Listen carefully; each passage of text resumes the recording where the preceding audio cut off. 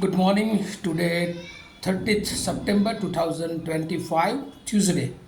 Wisdom of word of God morning ડિવોશનમાં આપ સર્વનો આવકાર કરવામાં આવે છે અને પ્રેમી સલામ પાઠવવામાં આવે છે. આજે સવારે આપણે નીતિવચનોનું પુસ્તક એનો 15મો અધ્યાય અને એની બીજી કલમ ઉપર ટૂંકું મનન કરવા માગીએ છીએ અને પ્રભુનું વચન આપણને આ પ્રમાણે કહે છે, જ્ઞાનીની જીભ ખરી વિદ્યા ઉછરે છે, પણ મૂર્ખો પોતાના મોઢે મૂર્ખાઈને વહેતી મૂકે છે.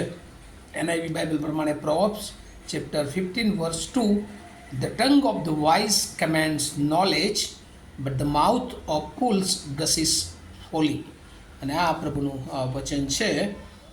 રોજેરોજના જીવનમાં પ્રભુ આપણને જુદા જુદા જ્ઞાની વચનો દ્વારા રોજ એની કૃપા આપે છે. અને અહીંયા જે વચનો આપવામાં આવે છે એને એક થીમ તરીકે જોઈએ તો સ્પીચ વાઇઝ ઓર ફુલિશ, એટલે કે વાણી જ્ઞાની અથવા મૂર્ખ એ હોઈ શકે છે. અને એટલે બે બાબત આપણે જોઈએ છે વાણીમાં. વાણી એ અથવા શબ્દો એવો મહત્ત્વના છે, એ ખ્રિસ્તી જીવન હોય કે ગમે તે જીવન હોય, પણ વાણી એ બહુ અગત્યની છે. અને એમાં જે ખાસ કરીને જ્ઞાની માણસ છે એ એની જીભ અથવા એની વાણીથી ઓળખાશે. કારણ કે હંમેશા જ્યારે જ્ઞાની એ પોતાના જીભે જે જ્ઞાન ઉચ્ચારે છે એ જ્ઞાન હંમેશા સત્યનું જ્ઞાન હોય છે, લોકોને બચાવનારું જ્ઞાન હોય છે.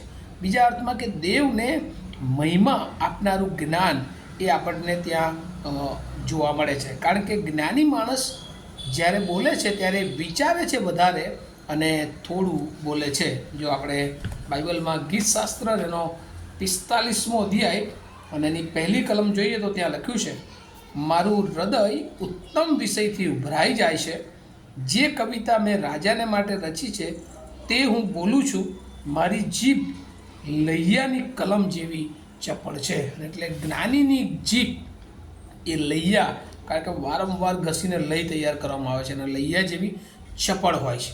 અને એ જ રીતે જે જ્ઞાની માણસ છે એના પાસે ઈશ્વરની બીક છે, ઈશ્વરનું ભય હોય છે, અને એટલે હંમેશા તેની જે વાણી છે એ બીજાઓને ઉપયોગી હોય છે. વાણી, વિચાર, વર્તન, વ્યવહાર દ્વારા એ માણસની ઓળખ થાય છે કે એ જ્ઞાની છે કે એ મૂર્ખ છે. અને ગુજરાતીમાં એક કહેવત છે ને, જેની પાસે જે છે તે પ્રદર્શિત કરે છે.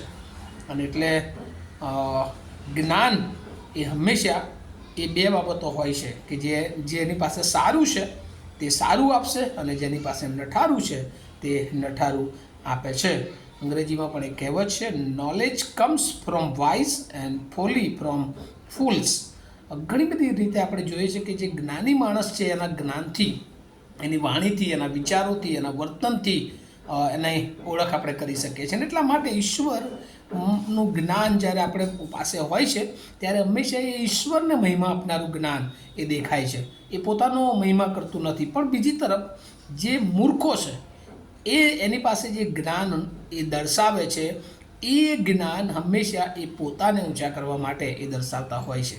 અને એટલે ત્યાં લખ્યું છે, પણ મૂર્ખો પોતાના મોઢે મૂર્ખાઈને વહેતી મૂકે છે. એમની પાસે જ્ઞાન નથી, પણ તે જ્ઞાની હોવાનો દોડ કરીને જાણે કે મૂર્ખાઈ એ રજૂ કરે છે. પોતાને મહિમા આપવાની વાત, પોતાને ઊંચો કરવાની વાત એ આપણે જોઈએ છે. જો બીજી એક કલમ સભા શિક્ષકમાં જોઈએ, સભા શિક્ષકને એનો 10મો અધ્યાય અને એની 12મી અને 13મી કલમ જો જોઈએ તો ત્યાં લખ્યું છે, જ્ઞાની માણસના મુખના શબ્દો માયાળું છે, પણ મૂર્ખના હોઠો તેને પોતાને જ ગળી જશે.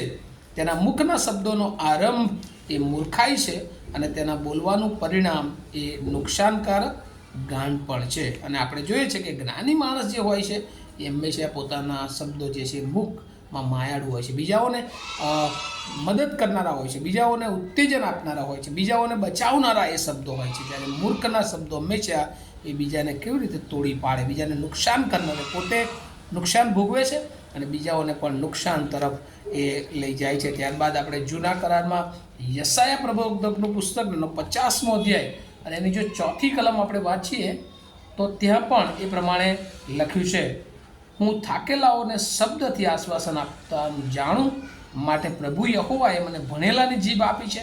તે દર સવારે મને જાગૃત કરે છે, તે મારા કાનને જાગૃત કરે છે કે હું ભણેલાની પેઠે સાંભળવું. અને એટલા માટે જે જ્ઞાની માણસ છે એ પોતાના જ્ઞાન પર આધારિત નથી, પણ રોજ એ ઈશ્વર આધારિત હોય છે. રોજ સવારે એ પોતાના જીવનને ઈશ્વરની સમક્ષતામાં લાવે છે અને એ એવું સમજે છે કે હવે જે મારી પાસે જે જ્ઞાન છે એ તો ઈશ્વરની આપેલી ભેટ છે. અને એટલે રોજ સવારે પ્રભુ એનું જ્ઞાન તાજું કરે છે અને એમ એ લોકોની આગળ પોતાને પ્રગટ કરતો નથી, પોતાના જ્ઞાનને પ્રગટ કરતો નથી, પણ ઈશ્વરે આપેલા જ્ઞાન અને ઈશ્વરને પ્રગટ કરે છે. અને એટલા માટે બહુ અજાયબ જેવી વાત પ્રભુ આપણને શીખવે છે કે આપણે ગમે તે બાબતોમાં હોય, આપણી પાસે ગમે તેવું ક્વોલિફિકેશન હોય, ગમે તેવા બિઝનેસમાં આપણે સારું આગળ વધી રહ્યા, પણ યાદ રાખીએ વલાઓ, આપણું જ્ઞાન નહીં, પણ રોજ આપણે ઈશ્વરનું જ્ઞાન મેળવીને જાગૃત થઈએ, તાજા થઈએ અને આપણી દરેક બાબતોમાં ઈશ્વરને અગ્રસ્થાન આપીએ. અને પ્રભુ ઈસુ ખ્રિસ્ત એ મૂળ એ જ્ઞાનનો સ્ત્રોત છે. યહોવા દેવ એની બીક એ જ્ઞાનનો આરંભ છે. ત્યારે રોજે રોજ આપણે પ્રભુની સમક્ષતામાં આવીએ અને આપણા જીવનો દ્વારા હંમેશા એ જ્ઞાન પ્રદર્શિત થાય. પણ જ્યારે મૂર્ખો પોતાના મોઢે મૂર્ખાઈ વ્યક્તિ કરે છે ત્યારે આપણે મૂર્ખના જેવા જીવનોમાં આગળ ન વધીએ. અને આજે સવારે પ્રભુ આપણી પાસે અપેક્ષા રાખે છે કે આપણા જીવનો દ્વારા કેવળ ને કેવળ દેવનું જ્ઞાન પ્રગટ થાય, દેવને મહિમા મળે અને દેવ આપણા જીવનો દ્વારા મહિમા પામે. આ વચનો સમજવાને માટે પ્રભુ એની બહુ કૃપા આપણે સર્વને આપે. આવો આપણે પ્રાર્થના કરીએ. અમારા જીવંત અને દયાળુ ઈશ્વર, બહુ આભાર માનીએ છીએ. જ્ઞાનીની જીભ અને મૂર્ખની જીભ પ્રભુ અમે જોઈ શક્યા છે કે હંમેશા જ્ઞાન એ જ્ઞાની દ્વારા પ્રગટ થતું હોય છે અને મૂર્ખાઈ એ મૂર્ખ દ્વારા પ્રગટ થતી હોય છે. પણ પ્રભુ તમે અમને એવું તમારું જ્ઞાન આપો, બુદ્ધિ આપો, ડાપણ આપો કે હંમેશા પ્રભુ અમે પોતે તમારામાં વધુ દ્રઢ ને મજબૂત બનીએ અને અમારા જીવનો દ્વારા ઘણા બધા લોકો એ તમારામાં દ્રઢ અને મજબૂત બને એવી કૃપા માગતા આજની સવારે અમારા જીવનો તમારી સમક્ષતામાં મૂકતા મારી પ્રાર્થના ઈસુ પ્રભુમાં સાંભળો અને તેનો સ્વીકાર કરો. Amen. Have a nice day to all of you. Thank you.